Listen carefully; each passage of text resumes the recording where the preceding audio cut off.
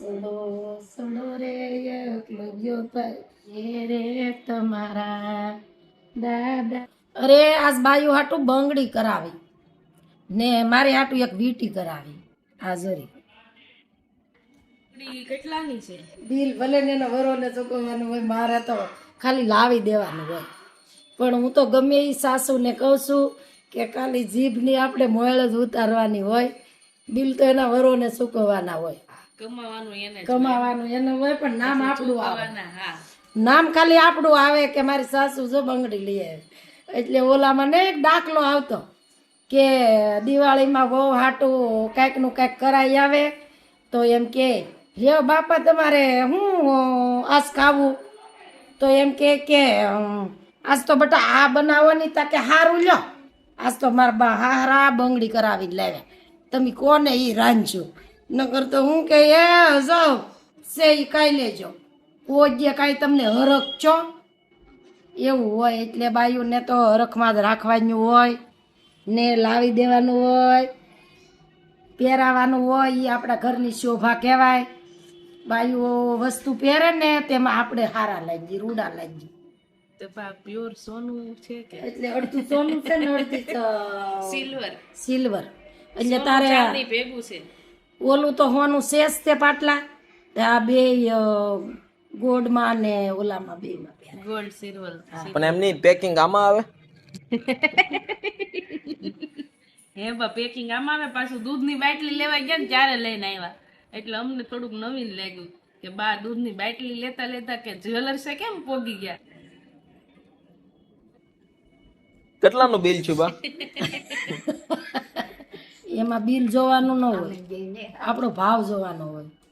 કે પછી 3 લાખનું ચૂ હોય તોય ભલે, 3 રૂપિયાનું ચૂ હોય તોય ભલે, પણ એકાબીજાનો ભાવ પર એમ એવો હોય ને તો એને તમે 3 રૂપિયાનું ચૂ હોય ને તો મીઠું લાગે.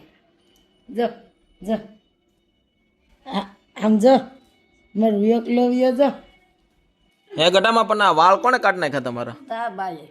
પાયલે? કેમ? ઓય બાપા, પરેણે બેસાડ્યા હે ગૌડામાં. પરેણે માર સામું જોઈને કયો તો માનો. કરતું તું ને એટલે કે હું બેહી ગઈ. કરતું તું ને એટલે મને કહે કે આ બહુ ખંજવાળ આવે, બહુ ખંજવાળ આવે એમ. એટલે પછી છે ને મેં એને બધા વાળ કાઢી દીધા ને એને માથું હેરખું ધોવાય નહીં. ગૌડામાં બોલો. હવે કયો, હવે મારી સામું જોઈને બોલો. એ મેં કતરાવી નાખ્યા, બહુ મને આંબોડો ન ભાવતો, કાંઈ વળાતું નહીં, બહુ કવડે. એટલે પાણીને કીધું ને એટલે હંધાઈ કાઢી નાખ્યા. હા હવે કેવું લાગે? સારું સારું લાગે ને? હા હા. તોય આમાં કવડે જાઉં. હજી કવડે? કાંઈ નહીં, તો પાછા કાઢી નાખશું. ખોડો હશે. હાવ લીસું લીસું કરી દે કાલ. અત્યારે રાત પડી ગઈ છે જોકે, અને આજે અમે લોકો ગયા હતા અંકલેશ્વરની અંદર, અને એક બેન હતા જેમની ઉંમર ઘણી નાની હતી અને હાલાત ખૂબ જ ખરાબ હતી, અને બેનનું રેસ્ક્યુ કરવામાં આવ્યું, એક સારી જગ્યાએ એને મૂકવામાં આવ્યા અને કંઈક ને કંઈક સારી વ્યવસ્થા મળી. બસ એ જે પ્રયત્ન કર્યો છે ને, આજે હોળી આવી રહી છે થોડા 2-3 દિવસની અંદર, અને એ માટે એક ગીંભલું કહેવાતું હોય છે, એ માટેની તૈયારીઓ અત્યારે ઘરમાં ચાલી રહી છે ગીંભ માટેની. તો અત્યારે મારા મમ્મી અને પાયલ મસ્ત બેઠા છે. જય શ્રી કૃષ્ણ બા. જય શ્રી કૃષ્ણ, જય માતાજી. પાછા ઘણા દિવસે મળ્યા. એકલવ્ય જો હેટકી ખાય છે, એને વૈધાતા હજી યાદ કરે હે કે હું મારું એકલવ્ય કરે, એને વૈધાતા યાદ કરે. બરોબર. વૈધાતા દાંત કઢાવે, વૈધાતા ઘડીક રોવરાવે, ઘડીક વૈધાતા વળી પાછી હેટકી કવડાવે, કૂડવું આવે, કૂડી આવે, કૂડી કામ જ દીકાને. અમે એકલવ્ય નામ રાખ્યું છે, તમને કેવું લાગ્યું છે તો અમને પાછા કહેજો. પાકો. હા, ને અમારે એકલવ્યના લગ્ન આવે છે ગીંભલું, તે પાછા હંધાય આવજો.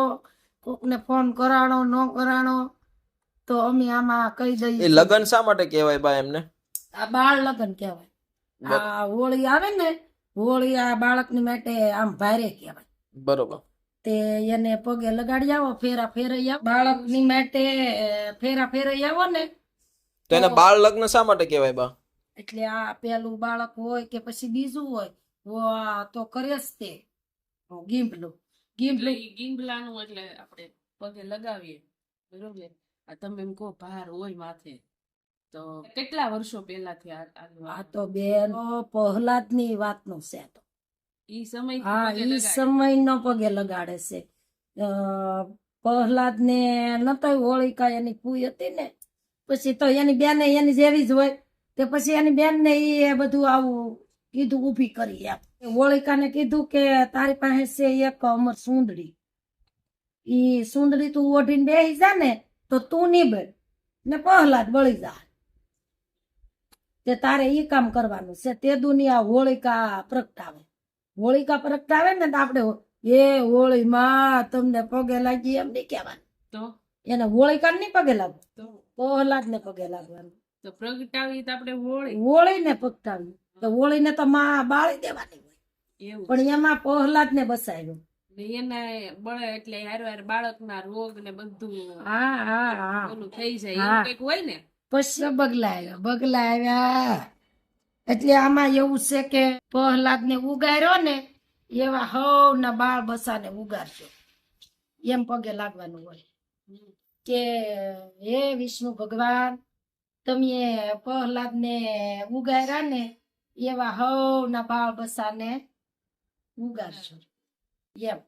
એટલે પ્રહલાદ માથેની કેવડી ગાત ગઈ, એને મારવા જો ફૂઈ બહુ કોળામ લઈને ઉતી બેઠી હતી. એટલે આપણા બાળકને પણ એવું કંઈક તે ભગવાને હોળિકાની માથે શું હતી ને સુંદડી, ઈ પ્રહલાદ ને ઓઢાડી દીધી, એટલે હોળિકા બળી ગઈ ને પ્રહલાદ તો ઘૂઘવાટા કરતો. આજે એક મને વાત યાદ આવી હતી પેલાની. પેલા એક હાવ ગરીબ માણા બે જણા ને ગરીબ બેન વાસણ ઉટકે ફળિયામાં ને ભાઈ મજૂરી કરવા જાય. તે એમ કરીને એક ફળિયામાં જોશી આવ્યા, ગોરદાદા દેહમાં પેલા આવતા ગોરદાદા આવ્યા ને, તે ઓલી વાસણ બેન ઉટકતી હતી ને એને કે બેન તારા લઈને હાથ જોઈ દઉં, જોશ જોઈ દઉં યાર, રેખા જોઈ દઉં. ઈ કે ના રે ના ગોરદાદા, તમારી જે કણેક કે ભિક્ષા લેતા હોય ઈ હું મારા ઘરમાં હોય ઈ આપું, બાકી મારે હાથ ને જ જોવરાવું. તો કે પણ તને વાંધો હું છે બેન, લઈને હું જોશી સૌ, હું તને જોઈ દઉં. તો કે નહીં, મારો હાથ ને જ જોવરાવું ઘણું જીવો. એમ કરતા કરતા ઓલું છું ને તો એનો ઘરવાળો આવ્યો, મજૂરી જોશે. ઈ કે જો જોશી મહારાજ તમારા હાથ જ જોવો હોય ને તો અમારા ઘરવાળાનો હાથ જોઈ જાય, જે એની રેખામાં જે હશે ને ઈ રીતે હું પાલન કરી, એની રેખામાં હું ખુશી છું. સુખમાં હશે કે દુઃખમાં રેખા હશે તો પછી એ તેના ઘરવાળાનો હાથ જોયો તો કે આમાં તો બહુ કસોટી છે.